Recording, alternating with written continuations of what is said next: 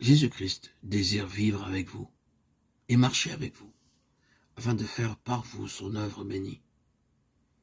Il désire être votre compagnon, afin que vous ne soyez jamais seul. Quelles que soient les épreuves ou les difficultés que vous aurez à traverser, la promesse donnée par Dieu dans l'Ancien Testament, « Je serai avec toi » s'accomplira pour vous en Jésus-Christ. Quelles que soient les luttes que vous aurez à soutenir contre le péché ou la tentation, quelle que soit votre faiblesse, Jésus-Christ sera à vos côtés à chaque instant. Il sera votre guide et vous montrera le chemin que vous devez suivre. Jésus-Christ, votre Sauveur, qui vous a affranchi du péché, vous gardera par sa puissance et fera son œuvre en vous. Oh, que Dieu vous montre qu'une vie d'entière consécration est une vie qui peut être vécue en Jésus-Christ. Une vie qui peut être vécue parce que Christ lui-même prendra soin de vous et vous gardera. Christ en nous comme notre force et notre vie. C'est le couronnement de l'œuvre.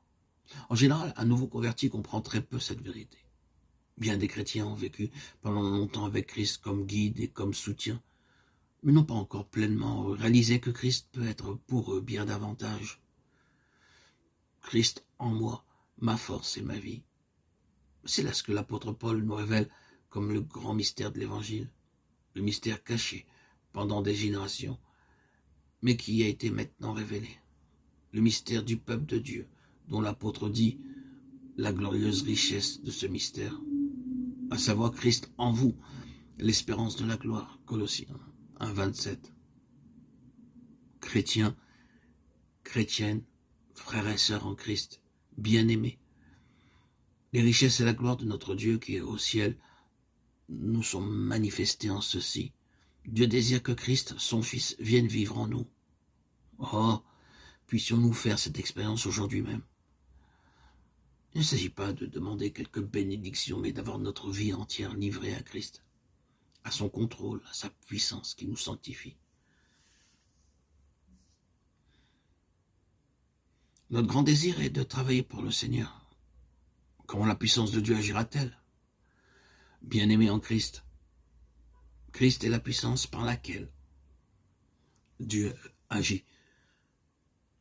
Et si nous désirons posséder Christ tout entier, si nous désirons que le Saint-Esprit révèle Christ à chacun de nous, alors la puissance de Dieu agira en nous et par nous.